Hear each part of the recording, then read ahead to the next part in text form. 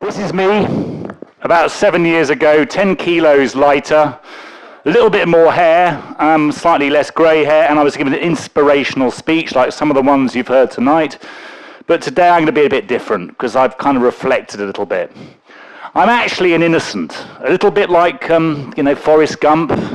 Life is like a box of chocolates, you never quite know what you're going to get. I'm an innocent, naive person who's been slightly poisoned by corporatism. But I'm now, like Clive and everybody else tonight, trying to rediscover my real self. It's all about win-win, isn't it? This is what they tell you. In all of these inspirational presentations, we can all win. We're all going to be winners, aren't we? Because that's what happens in business, doesn't it? Bollocks. Utter fucking bollocks. Because basically, one person wins, one other person gets whacked out and flattened on the floor because business is bloody ruthless.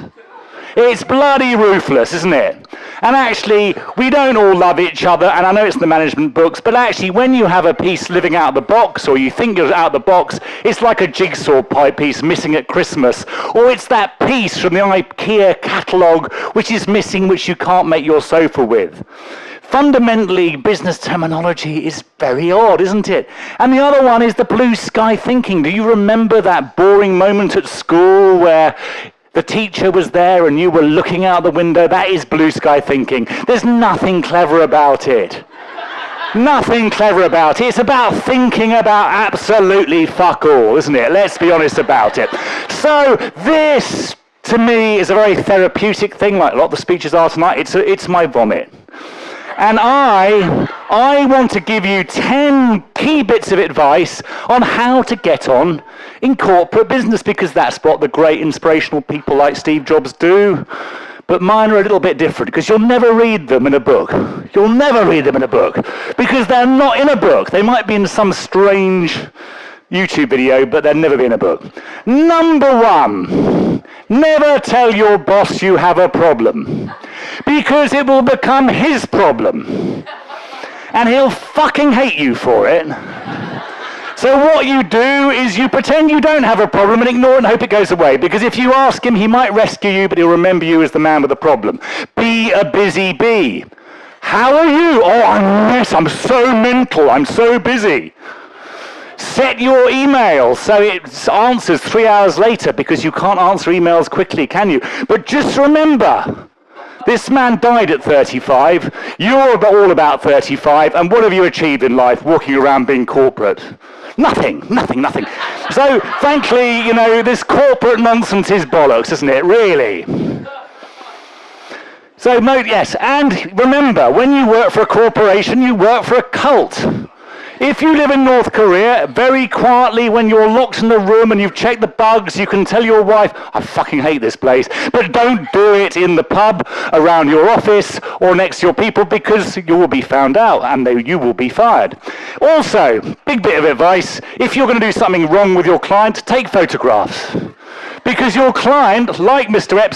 Harvey Weinstein, you need evidence, otherwise it's worthless. Don't bother taking anybody out otherwise. Be an illusionist. Be an illusionist at work. It's not what you do, it's what people think you do.